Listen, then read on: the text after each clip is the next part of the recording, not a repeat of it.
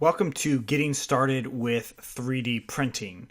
In this version of the course, we are going to be actually learning how to make 3D models like the one you see using code and a program called OpenSCAD. Now, the code is fairly simple and you won't have to have a coding background to actually be able to do this, because the things that we're going to be working with are also going to be documented online, and really it's going to be a lot of experimenting. And this is a basic course, so it's really to help get you up to date with understanding, first of all, what 3D printing is, and then second, actually building your own model that you can then go on and print yourself, whether it's through a service or with your own 3D printer. All right, so let me know if you have any questions. Otherwise, let's get started.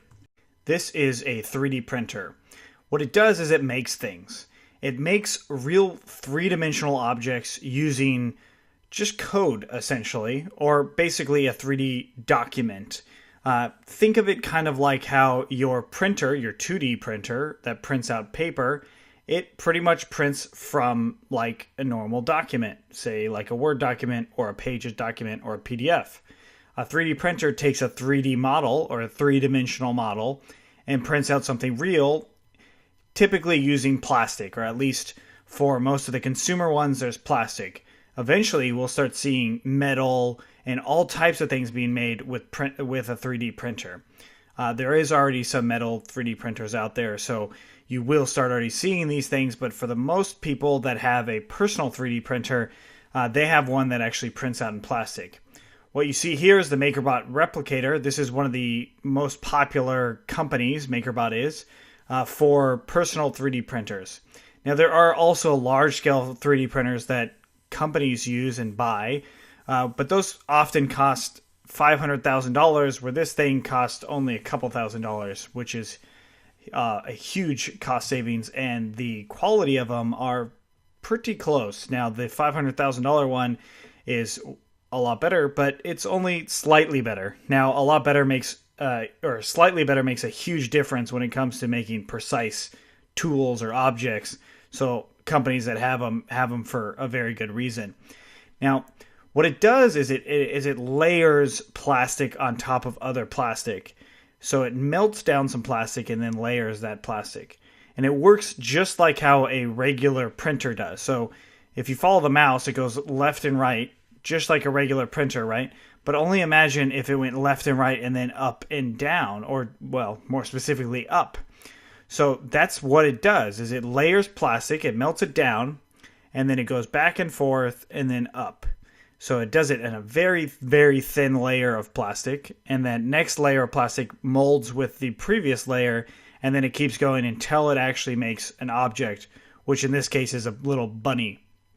So this is a little bit of a different process than what a CNC machine does. So you may have seen this. CNC machines and 3D printers, for that matter, have been around for a long time.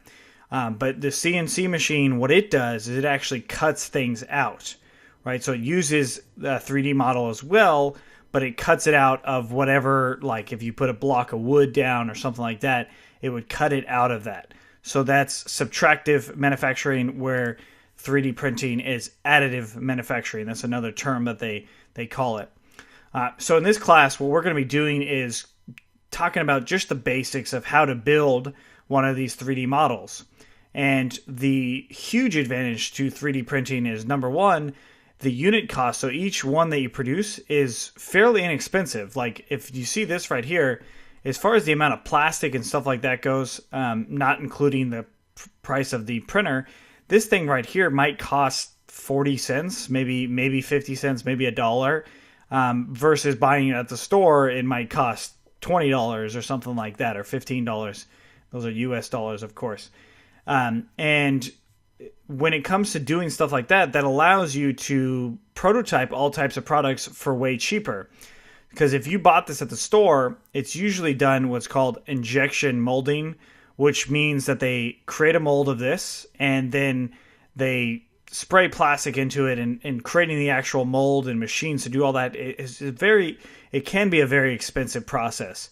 So 3D printers make it a lot less expensive to make your first prototypes, especially for entrepreneurs that want to launch their product let's say maybe on a crowdfunding site like Kickstarter or Indiegogo, you would be able to actually use a 3D printer to prototype whatever that product's going to be, which is pretty cool.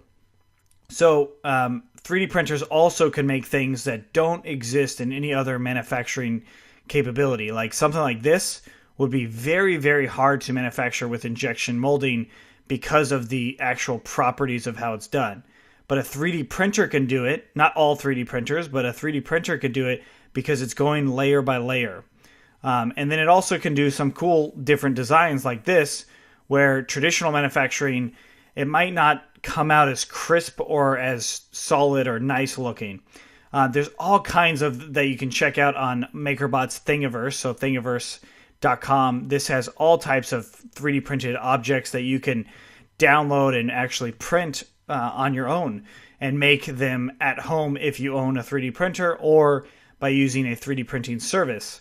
A big popular one is like a chessboard, and like as you see, these are very unique actual objects. So all types of things on Thingiverse show some really unique ones. And if we go to our popular ones here, we'll see just very cool stuff that people have been able to develop at home, right? These aren't necessarily professional designers building this stuff. They're just people like you and I that are just playing around with learning how to build 3D models and then putting it on Thingiverse to actually give to other people so they can download it and try it out themselves as well.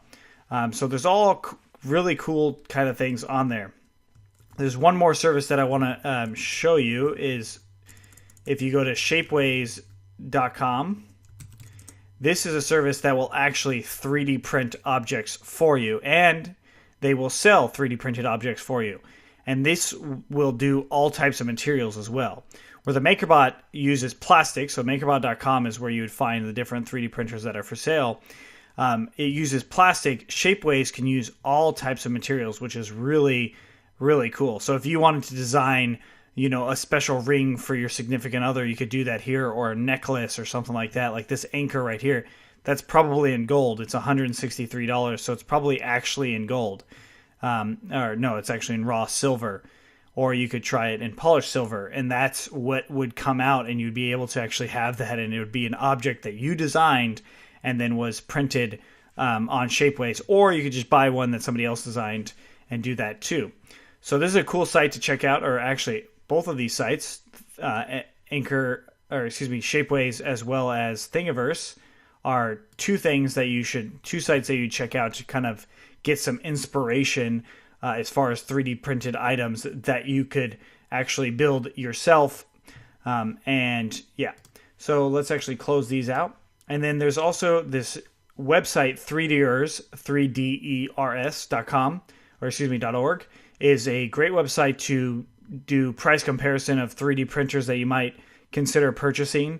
I would definitely do more research on any individual one of these because this is kind of an exhaustive list. It doesn't mean that these 3D printers are of high quality because the technology behind 3D printers, at least for the personal 3D printers, is still being developed. So it's not perfect, and it does not work like your inkjet printer at home that prints out documents. It works well. It probably works a lot more like the old printers that took forever to print, because actually printing stuff out does take a while.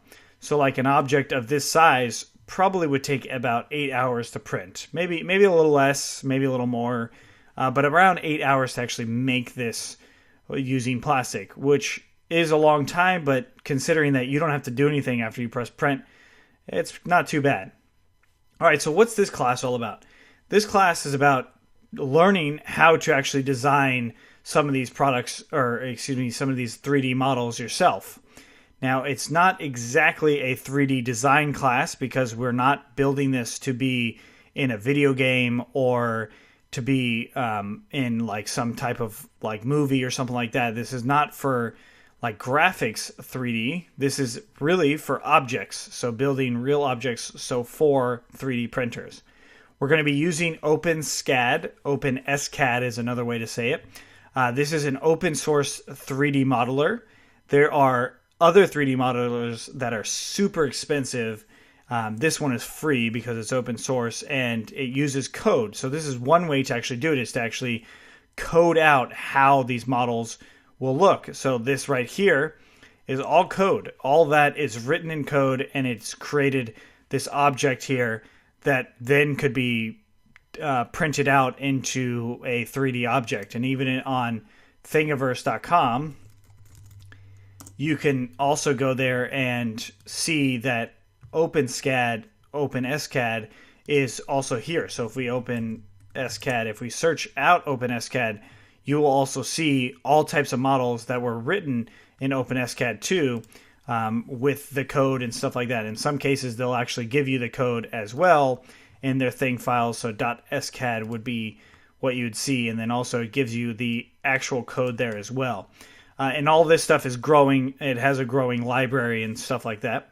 There's one more thing that you might want to check out is 123D Make. This is from Autodesk. Autodesk does all types of 3D modeling stuff. It's probably one of the leaders of building 3D model software and all types of architectural software too. So what 123D Make is a free software for all of the rest of us who want to just build our own app or our own objects and stuff like that using 3D printing technology, and also using cut it out of cardboard type of stuff. So you'd be even able to do some hobby type activities as well. And they have all types of different ways to use it. So we will eventually get into Autodesk 123D, but for now, what we're going to be focusing on is OpenSCAD and just the basics of it, because this is really just a basic introduction to it. If you really enjoy this introduction, please let us know so then we can continue to build more classes around this concept. All right, well, thank you so much, and we will see you in the next one. All right, so in this one, we're going to be downloading OpenSCAD, so openscad.org, or OpenSCAD is another way I've heard it being called.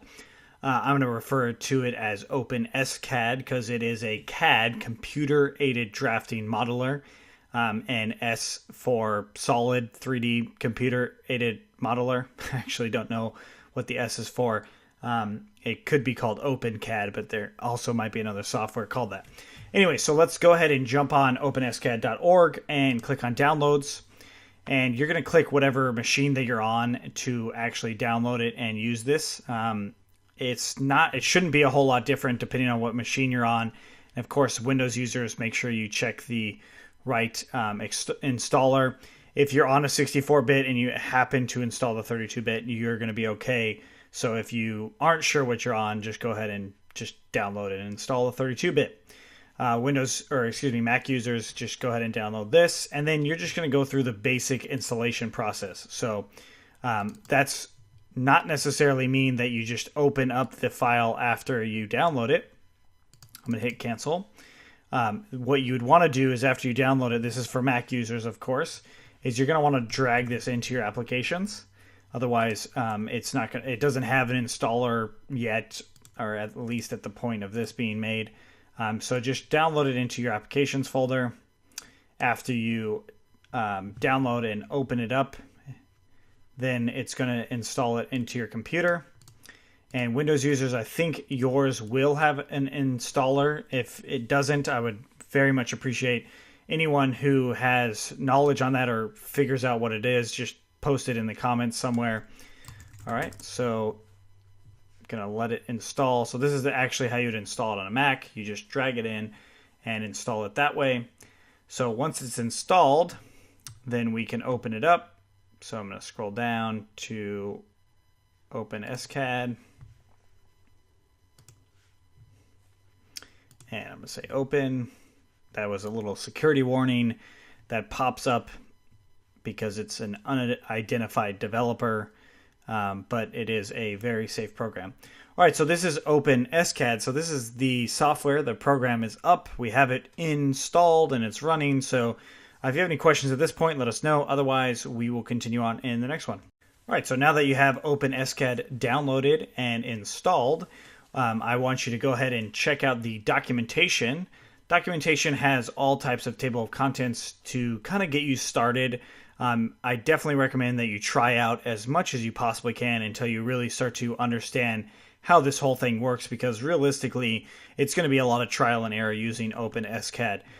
So there's all types of different code and stuff like that. So if we actually open this up, the cheat sheet, we see that there's kind of like a little bit of similarities to other programming languages. So if you followed anything with Coding for Entrepreneurs before, you'll see that, well, some of this stuff like transformations, those look kind of like functions. Well, they are functions, but that's what they kind of look like. There's mathematical formulas, just like in Python has mathematical formulas. It can create a circle, 2D things, 3D things. There's also for loops or loops in general, if statements, imports, linear extrude, rotate extrude, all types of things on here that will allow us to really kind of make a cool little project. So if you want, you can go through some of the documentation here and just try those things out. They have articles and other tutorials and stuff like that, but the point is for us is to just get some of those basic things done so we can actually 3D print something for real. All right, so what I'm going to do now is I'm going to open up SCAD, or excuse me, OpenSCAD. I'm going to open OpenSCAD. And I'm going to make my first shape. So by using the cheat sheet, I could just use this all the time and say, okay, I want to use the circle. I'm going to first do a circle, and I'm going to set a radius, and I'll do R equals to 10, comma, D equals to 10, or let's say 100, and then I'll go to design and hit compile. I got an error. Well, when you actually want to create this stuff, you have to use a semicolon at the end, otherwise you will run into errors. So when you're actually done with some sort of function, make sure there's a semicolon following it. Hit compile, and there we go. So we've got a two-dimensional object that's a circle. Well, that's nice. So what about a square? Let's comment this out with 2 slashes, and then you do a square, and we could set a size, let's just say 10, all the way around. And we're going to do design and compile, and there's a square, right? Okay, so these are 2D objects. This doesn't do a whole lot for me, so let's actually see something a little bit smarter than that, like a 3D object. So I'm going to do a sphere this time, and I'll do radius equals to, let's say, 10, and then the diameter equals to 100. And then there's one thing that I want to make sure that you know is you can always use the cheat sheet whenever you're kind of lost on something. I do it all the time. And then also when we save it, so I'm actually going to go ahead and save this file, and I'm going to go into the desktop and create a new folder, call it 3D Printing Basics. Okay, so I'll do basic shapes. All right, so when I save it, it creates a basic shape for me, but it didn't get rid of that square, right? So I actually have to compile it every time. So if I actually want it to compile, I have to do that. Check that out. So that's a actual sphere that has now been created. Cool. So let's actually comment that out. So we're going to add a cube now. So square, or sorry, not square, but cube. And we can say, let's say 10 all over again. So I saved it and hit compile, or you can hit F5, and there's a cube. Now what if I wanted to change how the cube was a little bit? Well, I can put in 3 values here. So an X, a Y, and a Z. And I can say X equals to 100, Y equals to 50, and Z equals to 25. So I just used variables, and if I save it, compile it, I now see that I have this new shape. So if I change this to, let's say, 200 and compile it, then it changes the shape, right? And if I put the sphere in, they intersect. So that is pretty cool. Now, the nice thing about using variables is we can use them in many places, right? So we will cover this more, but if I change the radius to being what X is, and I save it, and then I compile it, so F5 is a faster way to actually compile it, it will change the radius if we only have radius. to what it is, right? So having two numbers changes the sphere to being the later number. So if I just added the diameter to be y and then compiled it, it makes it small again. So that's what's happening there.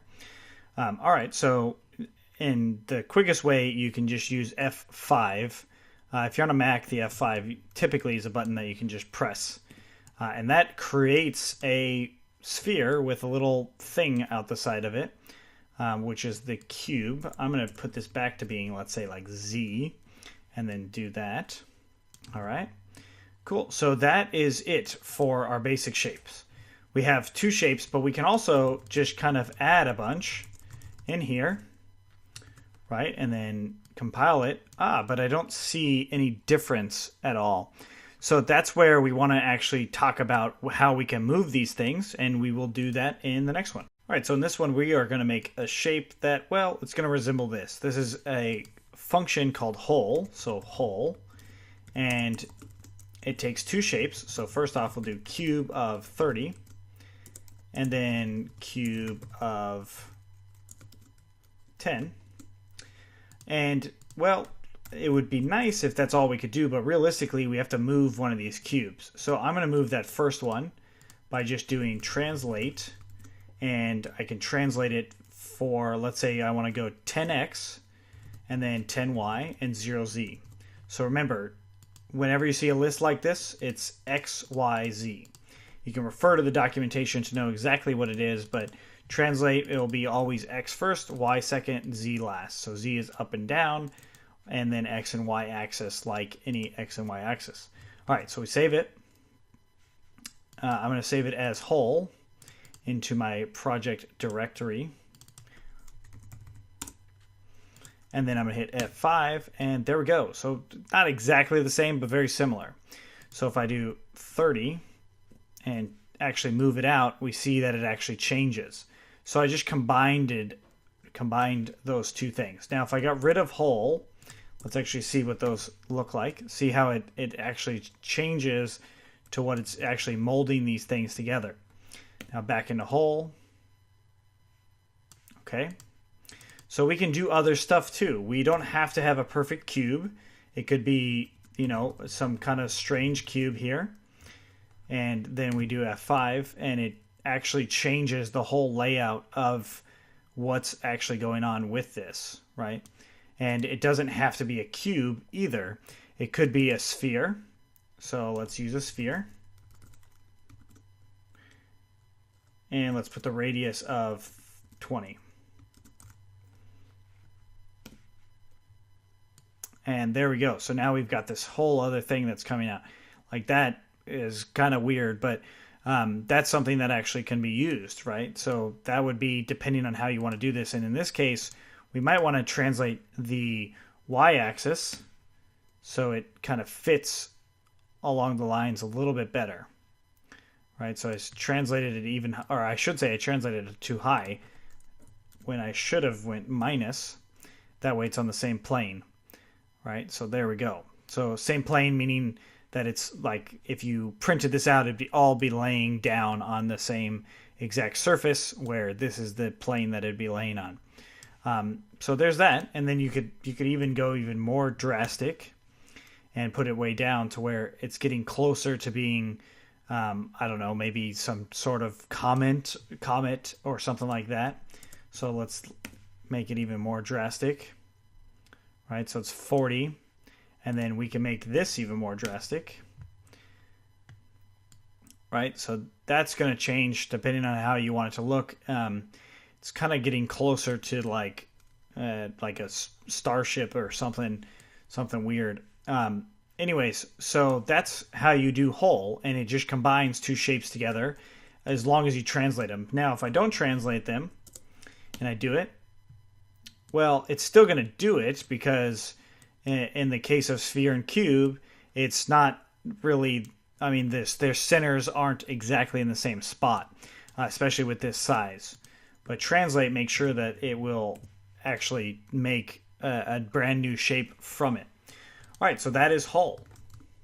we covered a little bit of the basic shapes, but if you go into some of the user manual documentation stuff, you can see more of the basic shapes, other known as primitive solids, right? So we've got our cube. We already did that. We did a sphere.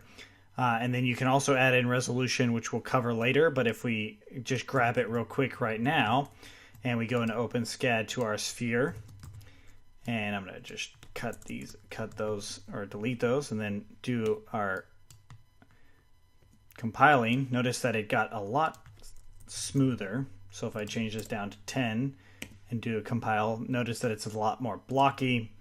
So that the higher the number on $FN equaling to, I did 1,000. So this is supposed to be unbelievably smooth, right? Where if you did at 50, it's still relatively smooth, but at least it's how it's rendered. It's going to look really nice.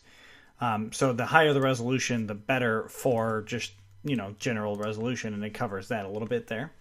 Another one that we did not cover was cylinder. So I'm just going to copy one of these, and I'm going to paste it down here.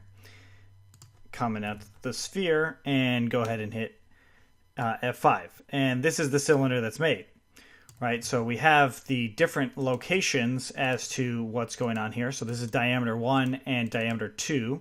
So what that means is the top diameter is diameter 1, so the diameter here, and then the bottom diameter is diameter 2.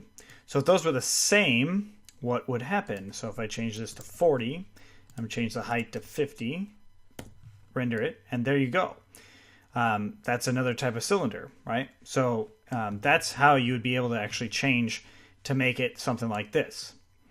Okay, well, what if we wanted to add, make this a little bit smaller, like width-wise, so let's make it down to like 10 and 10, still nice and high, right? But maybe we wanted to add a cube on top, on the very top of it. So let's actually bring this cube back in, and we see that, well, it's kind of over here. Well, let's actually not use that cube anymore. Let's make a new cube. And I'm going to make it the same diameter or same width as the D1. So cube is, I'm going to say 10. And then we reload it. And we see where it's located right there. So we actually want to change where that's located. And to do that, opening up our transformations or a cheat sheet, we have this translate option. So if we do translate, and then we have X, Y, and Z in here of the variables that we can use, and then we put these curly brackets in, we can actually translate the item to a different location. So after I ran compile, this item is now way over here, right? It's not actually near it anymore, and that's because it's going off of X, Y, and Z of this. So if I turned this to 0 and this to 0, and then did F5, well, it changes the Y. So the X and Y axis are just like what you'd think on a piece of paper. X and Y are going to be there. Z is going to be up. So let's make Y 0. And it's going back right where it should be. And if I make Z the same as the height, so 50, and do F5, it moves it right on top. So let me scroll in a little bit. And the way I'm scrolling is just with, I have an Apple mouse, I can scroll just on it. And then also, like if you're on a Windows, I believe the little spin wheel will also scroll in like that. Okay, so now that it's actually moved, I need to move it over a little bit more. So how do I do that? Well, I can use negative values here for translate, right? Not for the cube, but for translate, that's okay. So I'm going to use, let's say, -5 and -5. And there we go. It's right on top. Now, why did it go right on top versus not right on top? Well, it's going to be the half number of the diameter, right? So that's what it's doing, is it's going in the half number of that diameter. And now we have this object here that's actually working. So when you zoom in, it actually zooms in on the center. So this is a, what is this? I don't even know. It's just an object that we've created, but we were able to do it by using translate. So if we put a sphere in here, so let's go ahead and put a sphere in with that same translation. Oops. And well, it overpowers everything because it's so big. The radius was 50. Change the radius down to 10. Well, now it moves it there, right? So that's okay. So let's actually, I'm going to change the cylinder a little bit and make it a lot wider. I'm going to make it 50, 50. So this is going to be a nice and round cylinder. Okay, so now the cylinder is overcoming everything else. So what we need to do now is actually change where the translation happens, which is going to be a little bit higher now just because of the sphere, or at least the sphere would have to be moved up a little bit. So the way that the translation is going to work is going to be based on where the location of a specific object is. Okay, so like that might be a little confusing, but the center of the sphere is actually in the center of it, where the center of the cube is one of the corners of it. So if I get this out of here and translate, I'll do X, Y, and Z again.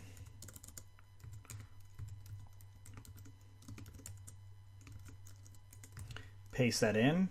It's going to be in the same spot. So I ran it in the same spot. Okay.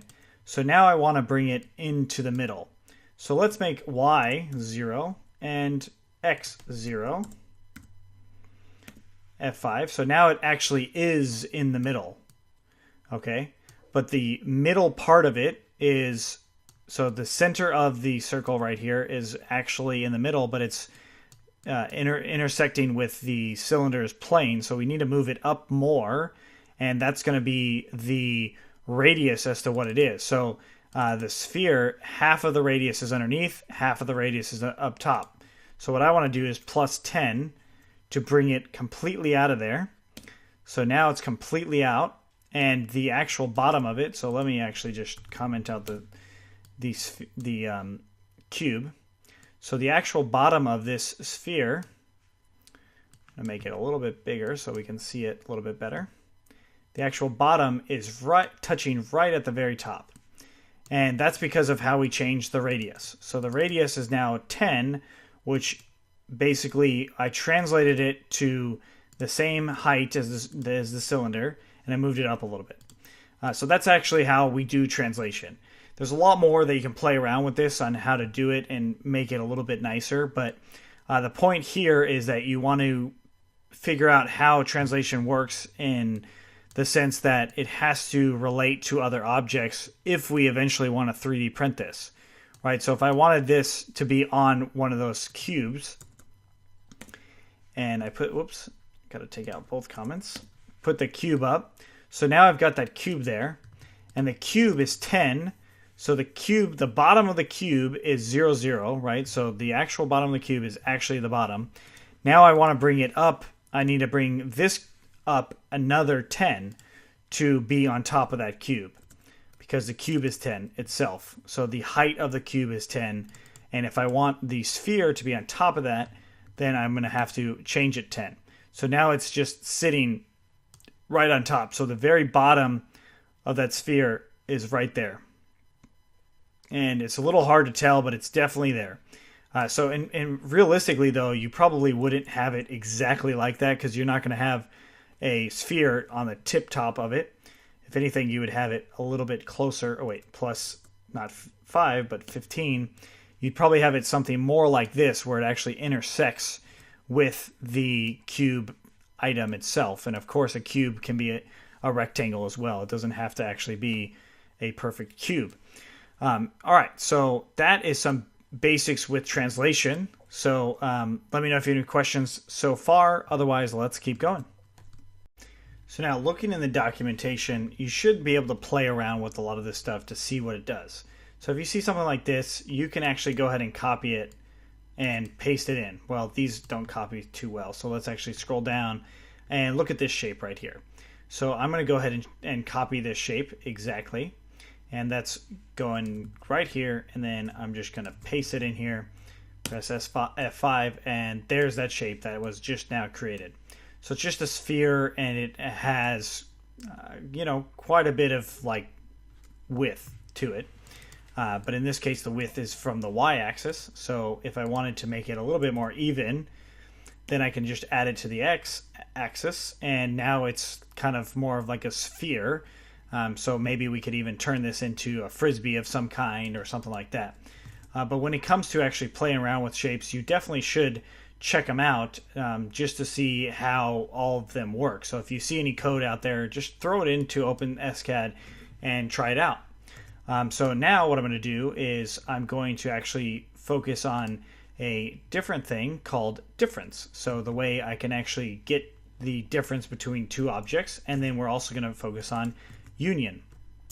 All right, so now that I have this sphere here, I'm going to go ahead and copy it, paste it below, and this time I'm going to resize it to being I'm going to do 40, 40, and 2, and then hit F5, and we don't see anything, so let's do the difference, right? So just like that, difference, and we put them inside of the difference call, hit F5, still don't see anything. So let's translate here, and I'm going to translate the z-axis. So I want to go 0, 0, and then I'll say, like, I don't know, 10 for the z-axis. Actually, let's do 20, so just a little bit greater than the r, and hit F5. Still doesn't do anything because it's going to find the difference. So let's do 50. Still not showing up, so let's actually see what's going on with this. Paste it in first, and it appears that it's not actually showing up yet. So I'm going to change this to 50, 50, and 20, so we can at least see the object, and there it is. It's way up there. So let's turn this down to about 20. I'm going to get them right next to each other. There they go. So now they're sitting on top of each other, right? And to be even more dramatic about it, it's going to be right in the middle of it. So let's actually cut this and paste it into difference. And now it actually subtracts what was there, right? So if I bring it back up to 10, it now has just a little gap in between it, right? Or 5, we see that there's even more of a gap, and this last part is really thin. That's why it's like kind of showing through. So if you actually printed it, it probably would be a hole if you try to do a 3D print of that. So you would want to make sure that you don't see stuff like that. And there we go. So if you wanted this to be like some sort of saucer, that would be how you would do it. So we just created a way to actually do the difference of these two things. Now, difference, you can also use union, and that just brings these things together.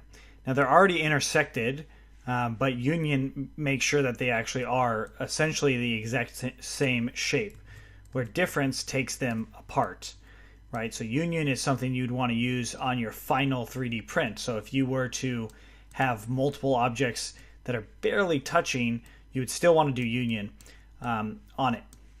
And then one other thing to note is when you do a print, you want to make sure that it's going to be either empty as possible, or the settings that you have when you run a print are going to make sure that it is empty.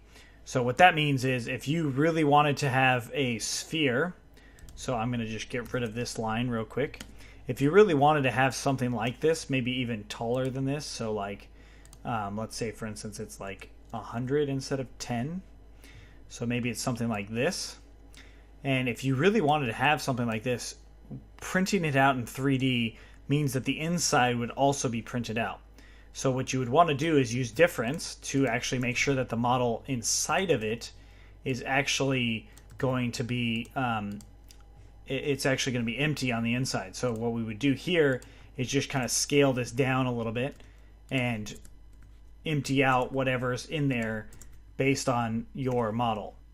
And now it doesn't show up, but it's actually empty on the inside of this thing, or at least it's gonna be empty on the inside of it. And a way to find out is by making the things a little bit smaller as to where it's going to be, right? So this is showing how that inside is actually being cut. So it definitely will do that when you actually run it into using difference. And then again, union, would actually create these objects to being stuck together, right? So this could be a pen top in a way, but I don't know if the physics of it would actually work. So that's something you'd have to do a lot more calculations on. But at the very least, these would be molded together when they were printed versus not be molded. So the actual software is reading these as being together. Okay, all right, so that's union and difference. We will see you in the next one. So I added in the axes. So if you look and you go to show axis, you can see the different axes based on what they are. So Z and Y and X. Let's actually put a cube in so we can see it. And I'll do 20, 10, and 40. Run it. So now we can see that the X is here. So the red line is the X. Y is going back, so the thickness of it, and then the height is Z right there. All right, so what if we wanted to rotate this? Well, if we do rotate and we put our X, Y, and Z in there, we can rotate it, or we could put a number and it rotates the whole thing. So every X, Y, and Z, it rotates 10. So I just said 10, 10, 10. Right, so that actually gives a completely different rotation than just 10. And what that did was actually rotate. It looks like it only rotated 10 degrees for the X. So let's see, 10, 0, 0. Nope, wasn't X. It was not Y. It was, so that initial rotation was just on the Z axis. All right, so but as you see, it does rotate it, right? So that's the degree as to which it rotates. So if I do it again, that's 90 degrees I just did. So that's fairly straightforward as far as how the rotation goes. And it's going to, it appears that it only goes 90. If you just did rotate 90, that will be on the Z axis of how it's going to rotate. So if you wanted to rotate other parts of it, then that's how you would do it, just like that. All right, so what I want to do now is actually mirror this image. So I'm going to copy this, paste it below, and I'll do mirror. And where I want to mirror it, so not on X, not on Y, but let's do it on Z. And let's see what that does. Run F5, and we've got our mirror. So it mirrored it on the Z. So like think of this as the mirror, and it's reflecting back over here. So if I change this to 0 and then the Y, what we should see is it actually mirror this way, and it does, right? So and then if we change it on the X, then it just mirrors over that one X line, and it's almost the same shape. So now it's just a big cube, which doesn't provide us a whole lot. So let's do that. There we go. So now we have a mirror. And another thing that we could do is whole. And now we just hold the whole thing out, right? So now it's actually looking a little bit like another type of shape. I mean, there might be another way to actually build this shape, but this is actually providing something for us. And I did mirror the exact same shape. So what if I wanted to change one of the shapes and put it to like 90 on the Z? Then we've got something more like this. This looks like some type of award. I don't know what award, but it looks like an award that you'd put on your desk, or it'd be glass or something, right? So like imagine this being glass and see-through with somebody's name on it. I could see that being that shape. But anyway, so that is rotate and mirror. And that is fairly straightforward. Let me know if you have any questions. Well, thanks for watching Getting Started with 3D Printing. We will be constantly updating this class based on comments and user feedback. This is kind of a new class for us at Cutting for Entrepreneurs, and it is for me. So if you have any suggestions or anything like that, let us know. Otherwise, definitely check back, and we will send out updates on occasion letting you know when new content has been added to this course. Again, thank you so much. See you in the next time.